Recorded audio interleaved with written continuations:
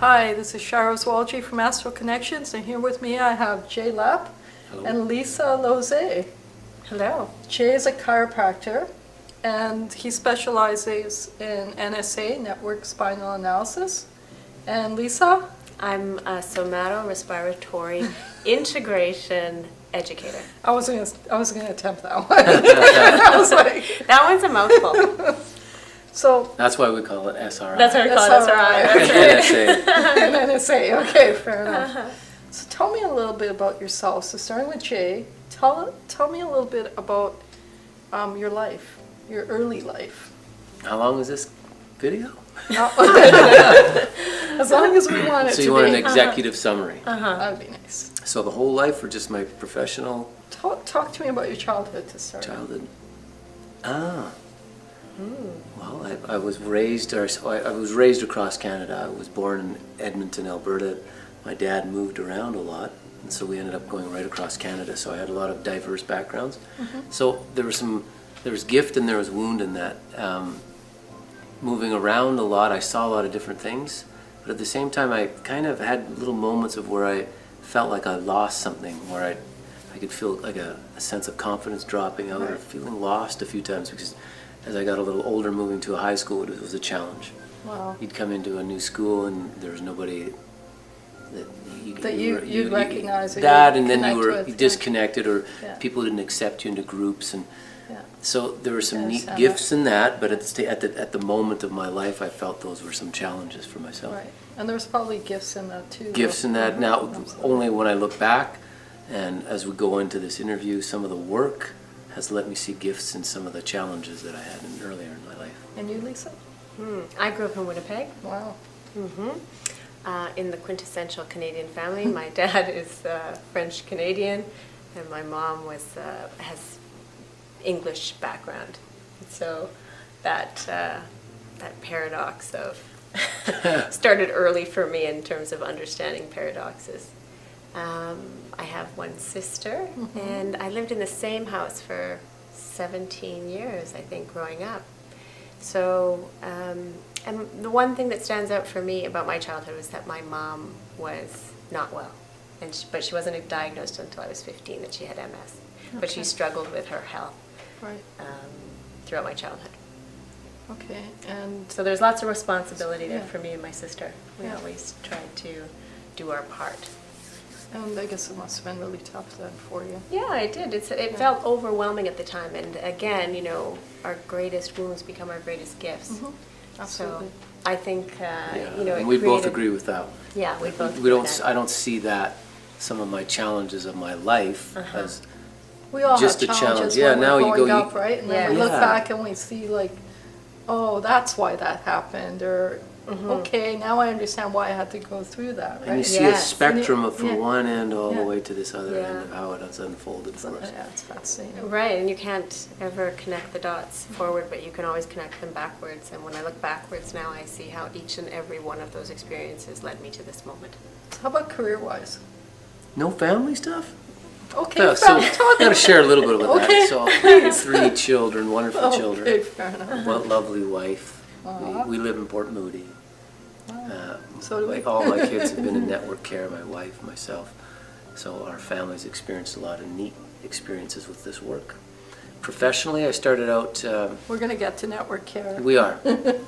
Started out, I went to Queen's University. I knew I wanted to do something in health, but I didn't know what. And I was just talking about this to a group of people the other night.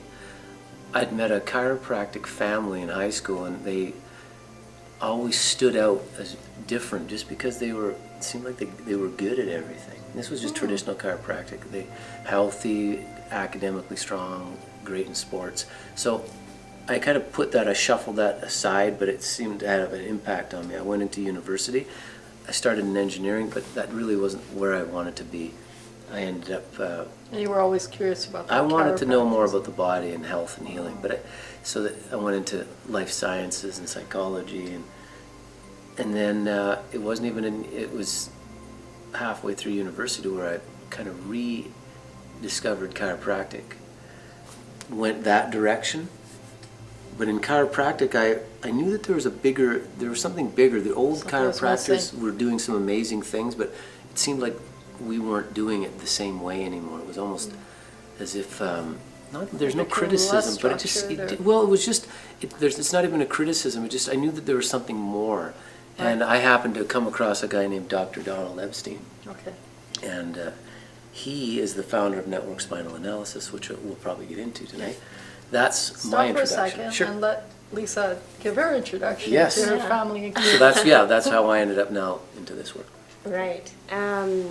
Well, what Jay and I had in common when I met him was Dr. Donald Epstein. Wow. And I had moved back to Vancouver 2 years ago with my 2 children, who are 6 and 8. And at the time I was leaving my marriage that had lasted 11 years. And I had an injury, or so I thought it was, a hip injury. And I had tried, countless different ways to solve that problem. And among them was orthoscopic MRIs in terms of diagnostics, ultrasounds, x-rays. I had seen osteopaths, physiotherapists. I had to run the whole gamut. I'd even traveled to the U.S. to the Gasku Clinic. And it was then that I had heard over and over again that I should talk to Donnie Epstein. I had access to him through the Tony Robbins community. And I approached him. Through the Tony Robbins community. So how are you associated with the Tony Robbins community? Well, it's another story. But, when I was coming to a place in my marriage where it really just wasn't working, when you become an expat living someplace in the world, that either you become very close in your relationship or the cracks in the foundation start to appear. Mm-hmm. For us, that was certainly the case. And one of the ways that I tried to patch those cracks was to go through the Tony Robbins community, because my husband was already sort of a student, if you will, of his work. So we went to an event, and my husband, being the, sort of breakthrough guy he said, well, let's just sign up for this little thing called the Platinum Partnership. Which meant that we, were to travel around the world with Tony and his wife, and do the programs. In addition to that, do 4 sort of exclusive programs and vacations with him. And wow, that's the ultimate. It really, like Tony Robbins. Yeah, really, and it was interesting because I really thought that this was something for my husband and not for me. And then he owned it. And then I owned it. And the interesting part was that he didn't go. And I did. See, that's so bizarre when that happens, isn't it? Right? Yeah, but again, connecting those dots backwards, I see how it all led me to this moment.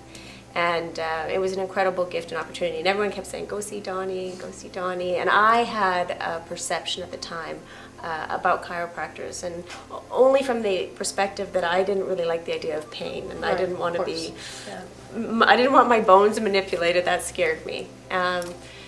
So I was reluctant and resistant, and then finally, after 10 months of really struggling, I approached him, and I had a conversation with him that changed my life and the trajectory of it for sure. And he said, as long as you're looking for a solution, you're going to have a problem. We like that line. Yeah. What wisdom, eh? Yeah, it was. And, he spent about an hour and a half with me in that hallway. And he said, you need somebody to work through this with you. Go see Jay. He's in Vancouver. Oh, so that's how Jay comes into That's how Jay comes into this picture. Okay. Mm-hmm. And ultimately, that work changed my life so dramatically that I became passionate enough about it that I wanted to bring more people into the process. And that's how Jay and I came to work together. She's maybe Jay can tell us a little bit about it. Yes. Oh, wow. Yeah. A wellness practitioner was... SRI wellness practitioner. Yeah. We'll have to come back to We'll that. have to come back to that. Tell us about network analysis now. And you want to... Yeah, in edited synopsis. version, as we just did a class where we talked for 2 hours about it. Network We'll spinal start analysis. with its inception. Dr. Donald Epstein is the Epstein founder of that, and he started it. It's beautiful work. What I like about it is it essentially brings the person on the table into their own healing experience. So it's not what the doctor's doing to that person. It's there's an interactive process. Relationship with with the practitioner and the Yes. client. Yes. And the process is the goal, which is a Mhm. beautiful thing. Wow. Network's not even designed to heal anything. It's, or I should say fix. A person will do incredible healing and at the same time develop amazing health strategies, but that's kind of, Probably goes even further than it that. just does a lot more than that. Life strategies. Yeah. In fact, Donnie calls it reorganizational living, There we in go. the sense that what we're not looking to restore ourselves to our former condition. We're looking to advance our condition. So that's when we almost get a new set of questions, quality questions. So ones that we were asking before, like how can I fix this or what's wrong with me, they start to become in the background and we move up to a higher level of organization. So those things are really not our main focus anymore. So as Lisa was saying, she may have came in with a hip problem. Later on, that was gone for her, but it really wasn't the focus wasn't a anymore. focus anymore, and it wasn't an issue. Right. She now developed vantage points and expansion to look at herself differently. Right. And it's as if she's examined herself to the point now it's, what can I give, or how can I be of service more? What are my gifts? How can I be more of who I am? And pain is like a nervous reaction, isn't it? It's a nervous reaction, so it can dissipate or it can be set aside, can it not? We always like to say pain essentially is a communication tool to say, wake up, pay attention, something's got to change. Simple. Right. Sometimes we got to figure out what's the meaning behind that symptom or exchange in the body.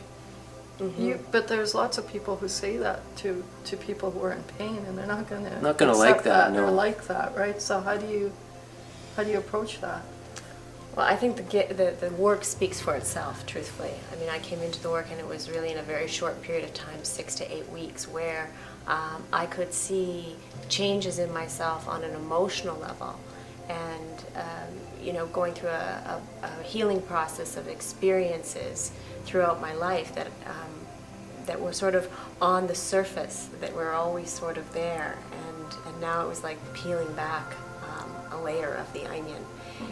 And so the shift was so immediate and so significant in terms of my range of emotion and how I could experience life and how I could experience relationship, and perhaps most importantly how I could see myself, and I could see the patterns in my life that had been running me, and now I was the one looking over from a bird's eye perspective. And so as Jay already said, I lost sight of the hip. The pain didn't go away initially, and the problem didn't go away. My hip joint was popping in and out when I went up a flight of stairs. Right. Or if I got on an elliptical trainer, I mean, it would just pop out and I would literally have to shift it back in.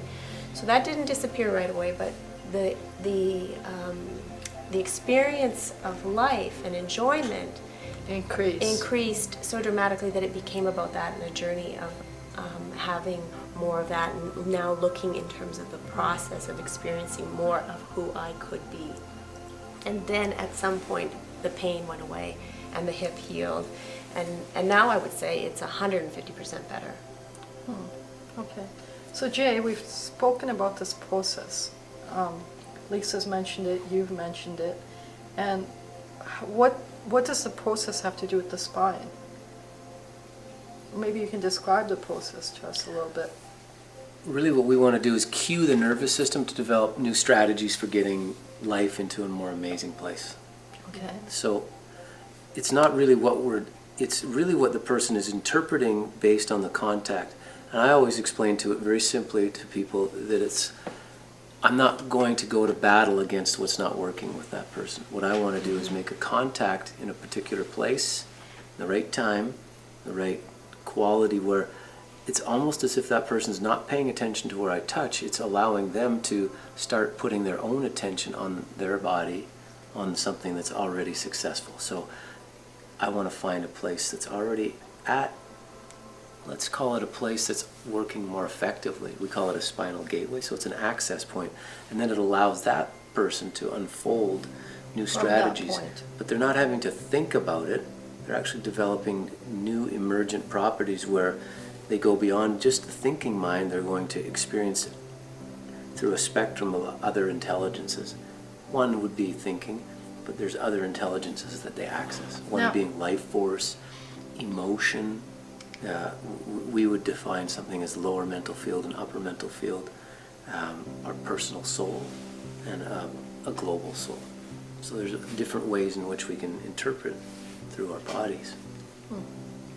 Now, I've seen you demonstrate. You're not touching, but you mentioned touch. So maybe you can speak to that a little bit.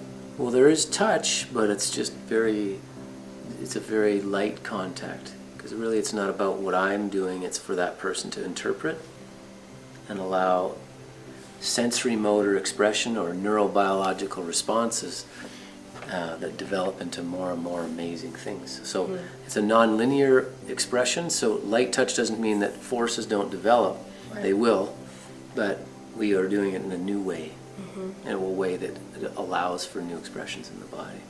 And as with network, so it is with SRI, that what we're doing is we're going to the place that's already working well for us. And we're then sort of saying, this is a place that may be at dis-ease. So we're not going to spend a lot of time there focusing on the problem. Right. We're going to focus on what works well and kind of dip in and have a taste. It's going well, and let's share that wisdom as opposed to problem-focused, restorative healthcare.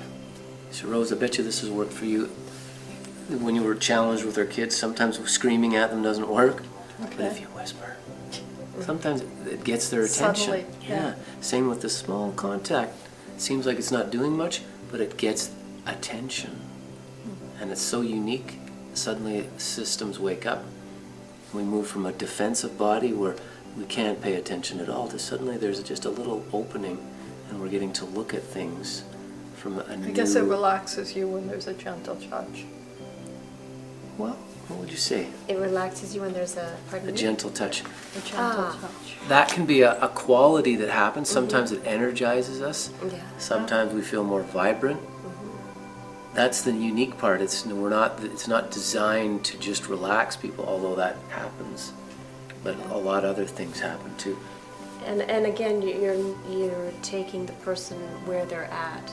So you're looking at the phase that they're in as opposed to leading them someplace necessarily.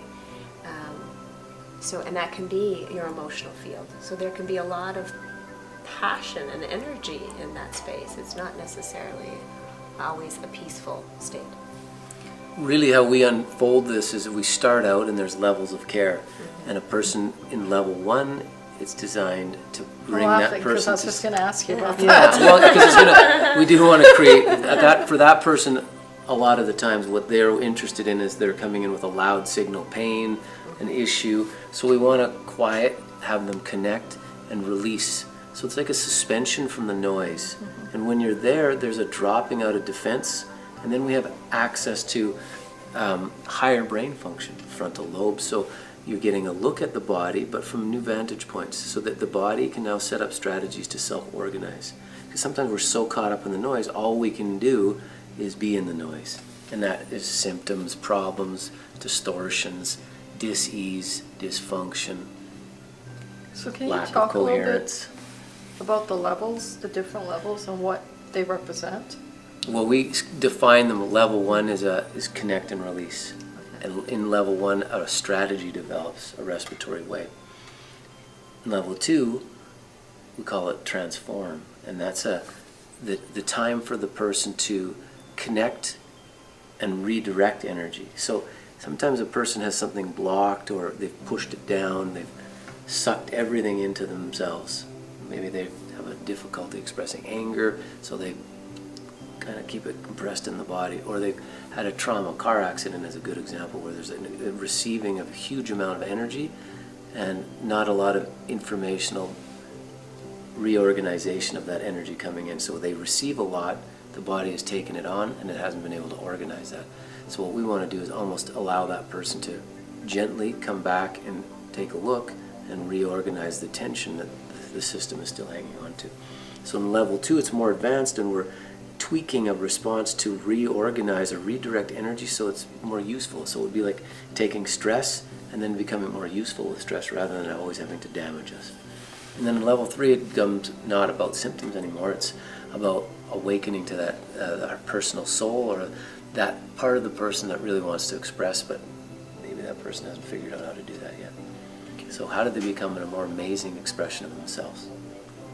Okay. And that's a physical process, which is so cool. They're not reading about it, or they're going to learn because their They're gonna body is going experience to, it. they're going to experience it.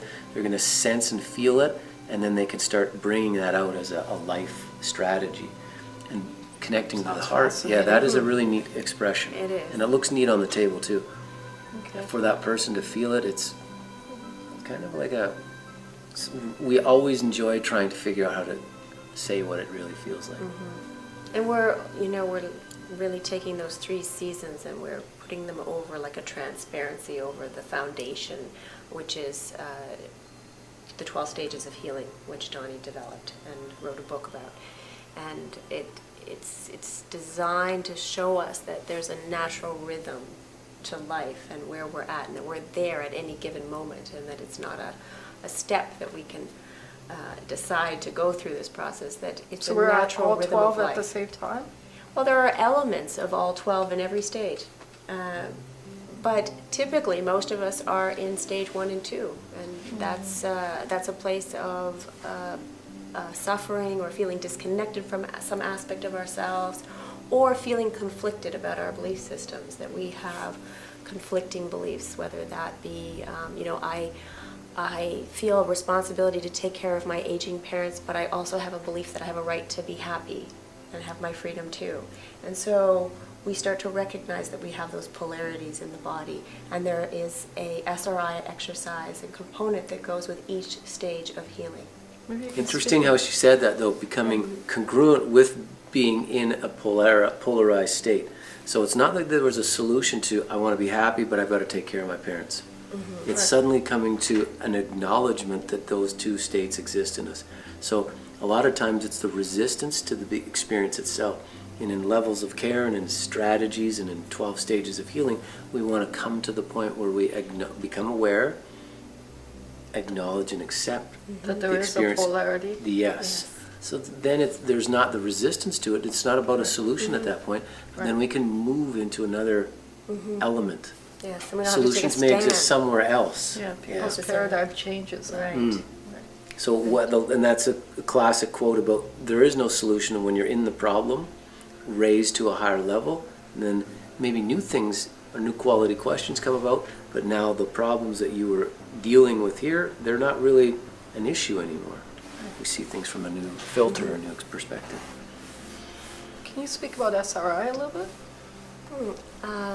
Yeah, I can. I'd love to. It's interesting. I came into this process through network, and I had little tastes of SRI throughout the process. So I came to it, interestingly enough, after I had gone through a significant healing process already. And so now I'm very passionate about it, because what I love about it is that it's something that we can take with us, again, like the 12 stages of healing, that it's part of our natural rhythm and process, and that these aren't exercises that are created, but that they are natural in those states. So it's just connecting us to what those natural states are, connecting to the exercises. And that, there is a lot of breath work out there, we see that, but what we often do in breath work is that we're breathing past the charges in our body, and that really only takes us to the old brain. And it's not until we connect the body with the breath, which is what somata means, is the body, respiratory meaning the breath, and the integration of the two. It's not until we bring them together with focused attention that we are able to move to the cerebral cortex and have a bird's eye view of where we're at. We're able to shift our perception. So you don't want to be in the reptilian brain or the midbrain, you want to be in the cerebral cortex. Or we want to interface between We them, want and almost get interface more between the communication. three. Yeah. Yes, Okay. yes. But if we only use the in out breath, then we're not going to get to those spaces where we can see the opportunity to make those changes in our life. So again, it goes back to awareness, acknowledgement, and acceptance of the stage we're in. Donnie always says, if you can't love the stage you're in, then love the one you're with. Can't be where you at. You know, that it's acceptance, and so you see that you're there. But until you have awareness of the full range, then you're always going to be stuck there. So these exercises are connected to those 12 stages and allow us to move in and out of them. And they're breath exercises, are they? Yes, They involve breath, but they're integrative responses between breath, movement, and energy. So we're not just focusing on breath, we want to see an interface between different resources. Okay. And yes, and we're looking with focused attention in these areas, and you know, we start with the simplicity of just taking inventory and knowing what works well and what works less well. So when you say breath and movement and energy, the immediate thing that comes to mind is yoga. That's interesting. That's a great point. And I did yoga before I did network. But interestingly enough, I couldn't really fully appreciate yoga until I did network. Okay. Yeah, same for me. And I couldn't really, as simple as it sounds, I didn't really gain any flexibility until I did network. And then Is yoga that because the can unfold. intellectual aspect was missing, do you think? I don't think I could put focused attention on my body yet. This is very, very specific, and we can get to the point where you're putting very, very focused attention on subtle movement, because it may be a movement between one or two segments of the spine or a very finite point. And that I haven't seen in another discipline. It's just a different approach. There's many, many different things that work wonderfully. This is about developing internal skills and external skills for living more extraordinarily. So there's things that do that, but network has its own features and responses that I haven't seen in other disciplines. And in network, you become more flexible in your thinking and your range of emotions. And so then that makes for a more flexible spine and body.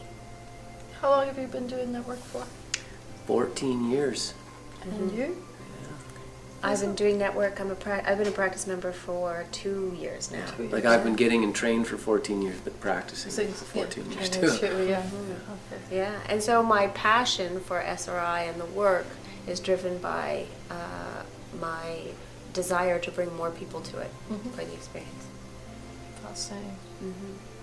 What do you think? What is this all for? What do you think it's all for?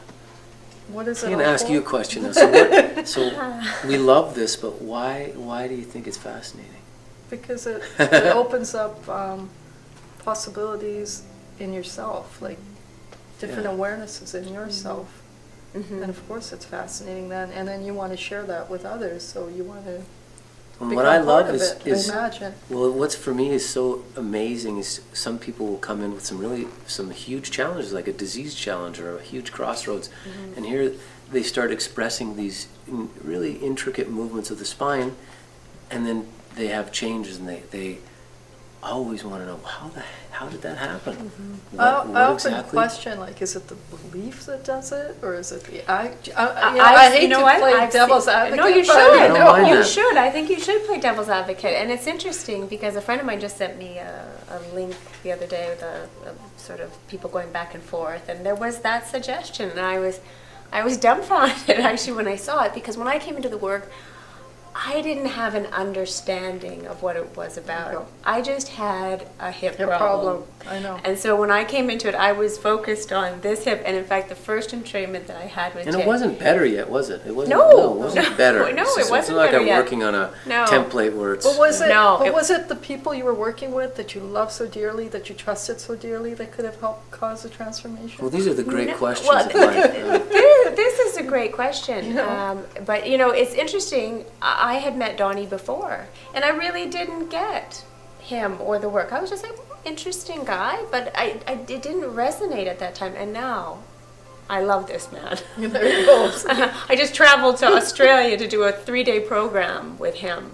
So, and I can't think of another man that I would travel halfway And around the world I'll to tell do that you, with. it's hard So- to argue because what they also have is they have some amazing data where they put electrodes on spines and they measure, and they have this beautiful man, Dr. Jonquier, who does the nonlinear mathematics of the expression of the wave, and every level of care or a new expression of the spine. So the spine expresses different movements depending on the level of care, and he sees phenomenal organization at a brain level.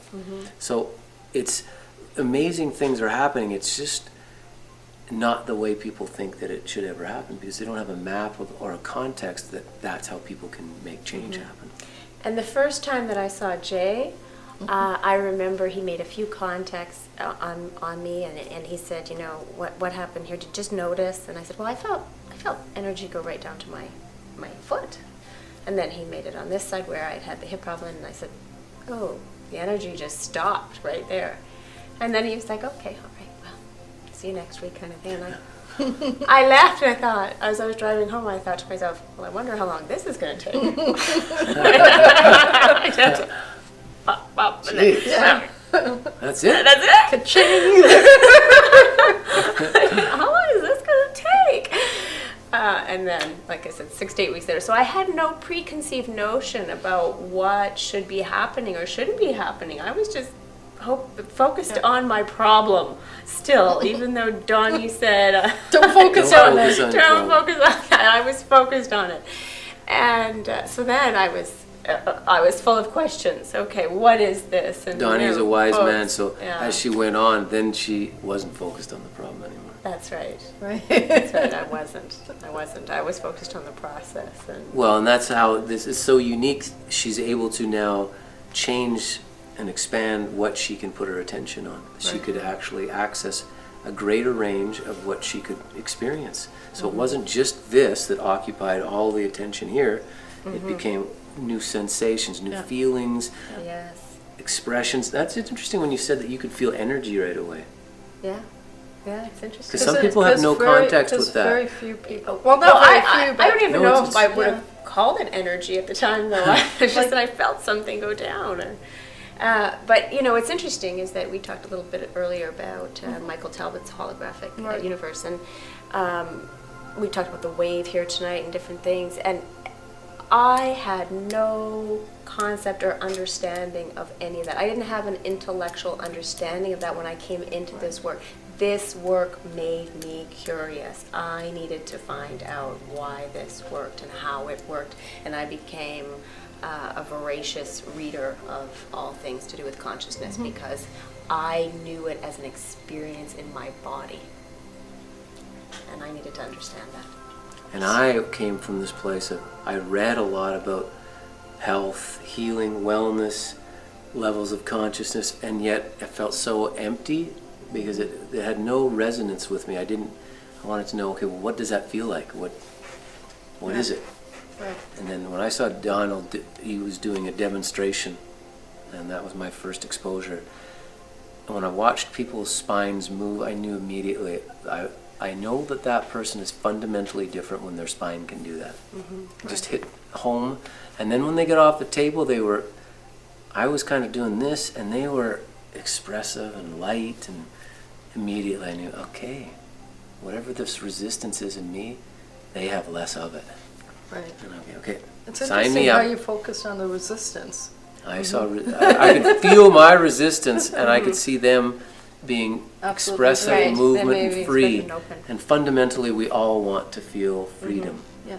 And as soon as I saw the spines do that wave, and I went, oh my gosh, that's Yeah, that was my It's kinda reaction like when I what came we're to your looking office for. that one day, and I'm like, okay, all he's doing is moving his Yeah. fingers, and the spine is moving, yeah. and And that's what I saw, and I said, okay, now I want to know what that now at feels some like. at some point, you saw that, but at some point you were able to do that.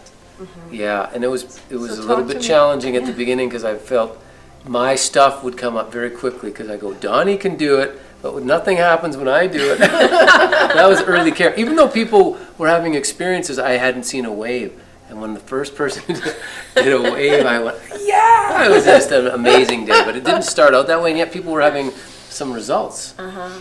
So I don't know if it was when I got it in my body, or there's a turning I'm curious point. now, what caused the turning points? At what point was it that, you doing this became the pretty person's spine magical. moving? Call it magical spines for a reason. Yeah, now for me it's consistent in the office that people will have those experiences. Because then and I go develop back that. to the metaphysical, which says it's the intent that does it, and it's your doubt that makes it The difficult doubt- for the intent to occur. That's right. So I don't think a network Yeah. practitioner can do this work without having it in their body. Yeah. And bottom line is I hadn't had much care Right. when I started to, and I resisted that, of course. I thought, I just need to learn this. Right. But I had to get it in You my have to body. experience it. Yeah. And then it became easier to deliver. Right, 'cause it was Even though very- they said, Jay, get in trained. And I resisted and just said, no, I just need to learn this. Yeah, That was So such how a long great did lesson. you resist for? For half a year. That's So a long I went to a lot of seminars, but it was painful learning. So I always tell new practitioners, get trained. It'll be a quicker, easier ride to learn the work. Right. Have you And now considered Donnie's- doing it? Or learning how?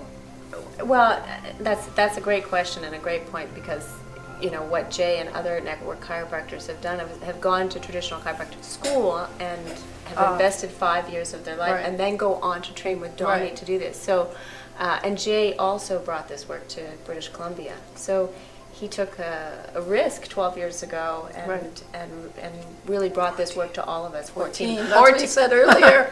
Oh, that's right. I've been with you for the last 2 years, saying 12. And you 12 10 plus minutes 2 ago when he said is that. 14. I'm stuck on the 12. So he took a big risk in terms of converting his practice. It was a big risk, and it had, there's a drop off because when you start, not everybody is on that same path. So how did the transition occur from was a- chiropractor to NSA? This is still chiropractic, and but people that have had traditional chiropractic don't always just embrace a new change. Just like everybody on the planet, sometimes new ideas don't just Yeah. people celebrate quickly. Right.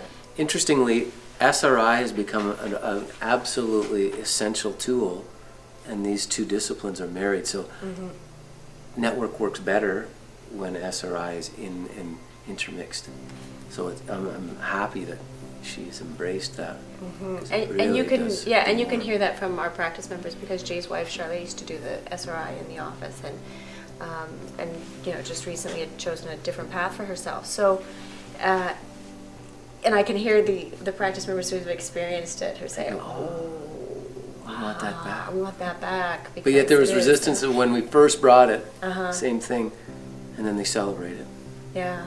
So it was interesting when I came into the work, the SRI really wasn't there because Charlotte had already gone on to something else, and so I didn't have that experience. And then, as I slowly went through the process, and we started doing other things together, teaching boot camps, bringing different things, the elements together, the network, it just became obvious to me that I needed to go off and learn Get the that. SRI and bring that into the process. And having experienced it on the table, having an SRI facilitator there, with Jay doing the network, it's like a refinement of the work, and you have access to a very refined aspect of who you are. Very powerful. It's fascinating. Like when I hear you talk, I want you to go on forever. It's great because it does. It's It's really it's like I about have life all and these experiencing questions life. come up, and I want to ask them, and so We talk about it. That's it. and We could go on On forever. forever. We've talked about that much. Yeah, it's micro. Yeah. Because we want to have a class where we take our advanced practice members into exploring the really advanced elements of this, because it's just such a beautiful I'm joining. discussion. Join. Yeah, do join. please. You're welcome. Yeah, it sounds fascinating. So Jay and Lisa were here today, and they gave a presentation on the 5 gifts of the spine. 5 gifts of the spine. Can you speak a little bit about that? Because I'm sure next time everyone's going to be here after hearing what you just shared with us tonight. We gave a real treat with the 5 gifts. In a nutshell, the 5 gifts, I feel almost like I'm giving away the secret. The secret should stay a secret Well, until they come. don't tell them Until what, they come. Don't tell them what the gifts are. Just tell them what they can expect. Well, the idea is to access these That's right. because they become gifts. And they become gifts for their life, right? Right. And the spine, whoever looks at the spine as a source of a gift, usually we just see it as a pain in the butt or our freaking neck hurts. Whoever thought that the spine has some gifts to offer us, that's to me what was beautiful. And it starts with, I'll give the one away, which is function. Actually, you can probably find them on the... You can. I think you can. You can find it. So I Pretty can't sure. keep it a secret No. until you come. But yes, function is a core. And function is the coordination and synchronization of the nervous system with physiological functioning in the body. When that starts to work better, we have access to new gifts. One of them being emotion, our sense of who we are, excuse me, consciousness and behavior. So there's 5 special gifts, but that would be another whole, yeah. But that in a nutshell are the gifts. And they're available to us through the spine and nervous system. And we had a lot of fun talking about We that did. tonight. We had a lot of fun. We had discussion and Jay gave a demonstration. And Lisa was his guinea pig. Yes. So we got to see how that works because people learn about how there's, if the spine has rigidity, typically that person will have an identity that's also rigid. So It's lack fascinating. of flexibility and structure It's fascinating. sort of determines some characteristics in the person as well. So, but that doesn't mean it's a set point. Those things are available to change That's right. and improve and explore. And SRI and NSA, forgive me the acronyms. You got them. You got them. You're good. You're good. How yeah. do they come together? 'Cause- Well, go ahead. Would you like to do that one? Would I like to do that one? What I would say is that, you know, in my experiences on the table, having had NSA done and then having SRI brought in, is that, you know, NSA takes you into a certain stage, and then what SRI does is comes, and one of the distinctions, I think, is that we work from the back with NSA and we work from the front of the body with SRI. Which ultimately we need both to make functional changes in the body and access these other gifts. Right. So that they're both intertwined. And without getting too technical, that, you know, typically we're working with the sympathetic nervous system from the back and the parasympathetic nervous system from the front, Okay. though the two are intertwined. But we're accessing from the front with SRI. Okay. So it's, Oh, that's fascinating. yeah, it is fascinating. And there's just, in SRI, we're really bringing, Or character out. well, we're bringing awareness in a way that certainly I was not associated with my body. And like I said, I had such profound changes doing that work. But when I brought the SRI into my daily practice, then I brought a whole new level of personal awareness and a whole new understanding of the body-mind connection and the understanding that they are not separate. And just like any training, somatic awareness can be developed. So SRI is the tool to develop awareness, structural awareness, Right. and we're integrating that through those resources, breath, energy, and movement.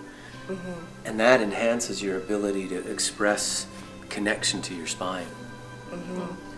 So And the from two an work, educator- the The two two work- work hand in hand. they almost. end up- And from an educator's or a facilitator's perspective, what we'll often do is do an SRI exercise to prepare people on the table when they're about to do a network entrainment, because now they're more aware. So when Jay is working on them on the table, they're already connected to their body. So their awareness is already focused there. Can you give me an example of a client that you had on the table that has nothing but success in their experience? Well, I'm sure everyone has success in their experience, but some transformation that occurred that's monumental. You know? So what do you So the- consider so the- monumental? Because for each person that's it's so... different, right? Yeah. So I don't know. 'Cause I've had she so came many in with a monumental- yeah, with the a hip- hip problem. It got Yes. fixed. You Well, mentioned a paraplegic. I had a woman she was upset because her posture changed so much she got taller. that was interesting. I didn't like that. So those are the simple things like posture, changes in complaints. But then there's things like being able to notice yourself and noticing. Here's a simple one for myself. It's such a simple thing, but it's so deep. This is a long time ago, but when my kids were younger, I was just in the beginning of network care. So let's say my son fell off his bike. Instead of feeling empathy, I'd get mad. And I know that this is very, very common with just about all dads. Well, I didn't even know why I got mad. But Right. imagine how my son would feel. Yeah, because you're getting mad. Now I'm getting mad. So then it's about him, and he's feeling like shame or guilt or one of these terrible emotions that we all need to feel, but Not in that situation. not in that circumstance, because now it's destructive. Why I'm doing that, which I They're not wasn't. getting the right message. That's though. right, no right message. That's right. And I had an inability to express an emotion. So here I am, I had no awareness of that. Later on in care, it's as if I could freeze frame the moment. It's like I had more time. And I caught myself. I still got mad, but I noticed it. Then a little later on, I was in the same circumstance, and then I expressed empathy, which was extraordinary for myself. So you are able to be an observer of yourself in a moment. So when you think of somebody in road rage, that's an unconscious moment, and we know the outcomes of that. Yeah. Reminds me It's of NLP, unconscious anger actually. that could lead to death. Yeah. Where people are violently abused, and that person has no ability to observe their behavior. So this process for me was developmental in letting me see. And the beginning of change is when you can notice, and then you get to the next level that you can intervene with another choice in a moment. Now that can be applied in sports, it can be in a behavior. That's how incredible it gets. You know, one story I can think of with one of our practice members, and her story really sticks with me all the time because she has MS like my mom had MS. Right. And I think she's been a practice member for 2.5 years. And in that 2.5-year period, she's gone completely off her medication. And her gait, the way she walks, has completely changed. Her And gait, her energy level. She energy could barely level. leave the Wow. house. Now she cuts the grass. She moves. She had to. Well, I don't think she had a cane, but she was so unstable walking, and yeah, she walks everywhere now. Wow. See, those are Those are the good. those are amazing changes. They And are. yet, They what are. I like to honor now are people that Monumental. celebrate the miracle of staying healthy rather than, because overcoming obstacle is amazing, but some of these people haven't had a challenge, but now they've had a decade where they They've feel really been outstanding. challenged, I like my own longevity record. I've never missed a day of work for 22 years. That's awesome. I'm kind of happy with that one. Good job, That's pretty Jay. good. I'm not bragging about that, but I do a lot Yeah. to Yeah. maintain It might have something to organized do with level. the fact that you enjoy what you do, too. Well, that helps too. But I'll make sure that this is kind of my health care too. Yes. Okay, well, So those are all good stories. yeah, those are amazing stories. In fact, monumental. Another woman had to change her prescription glasses. That's a fun one. I like that. Allergy changes, psoriasis change, so skin lesions. But we're not ever directing at that. That's what makes it more fun. And they come in with something. So they came in with a problem, and then they start telling me about that issue changing, which they didn't even ask about. See, that's fascinating. Yeah, That is. it is. Well, I've exhausted my questions. Is there anything you guys want to share with the audience that maybe I haven't asked you about or haven't thought of asking you? Well, Jay kind of alluded to it, and I'd just like to add to it, is that at some point, you know, the work shifts from being about your pain or your discomfort, and once you've gone through this process where you've healed all these different emotional aspects of your life, that now it becomes about something else, someone else, and how you can grow and develop in this process and what you have to contribute. And you start to realize that the more you grow, the more you have to contribute. And that's one of the reasons why you stay with it and keep going. And I'll just add, that's a personal choice for people. Sometimes people get exactly what they want with 1 or 2 visits. Wow. But it's not about length of time. That would be a person's own decision because they're Right. enjoying this Yeah. personal growth and development and the ability to handle more stress, live life. It's, for me, one of the best things, and it's been in a big longitudinal study, the quality of life index goes up. Mm-hmm. That is the most incredible thing. You just start to enjoy your life better. So I always say life goes better with network. Mm-hmm. And it just happens to be that that's not just me saying that. Mm-hmm. It happens over and over. And what I love to see is, when we do an introductory evening for network, and a friend will send back some of the comments from their list. They'll send it out to 1,500 people, and they'll be sending comments from people. Oh, I did network 6 years ago, and it changed my life. And, Oh, yeah, to see that. yeah, so we get to see a Those lot are of that. important. And so one of the questions we get a lot from people is, well, will I fall back? If I stop doing it, there's always that fear that if I don't continue, then I'll just return to my former self, and that's not the case. Right. Those changes that you've experienced in that process are yours and They're yours permanent. Yeah, forever. and strategies that you've developed, you maintain. It's not as if the system or the body forgets it. Right. That's amazing. Yeah, it keeps. That's amazing. Thank you, Lisa. Thank you. Thank you, Jay. Thanks, Rose. Thank you. It was awesome. I hope we get you back. Yeah, well, real let's soon. have another class and Let's do another that. chit chat. Yeah. That'd be Thank awesome. you Thank you. for listening. Thank you.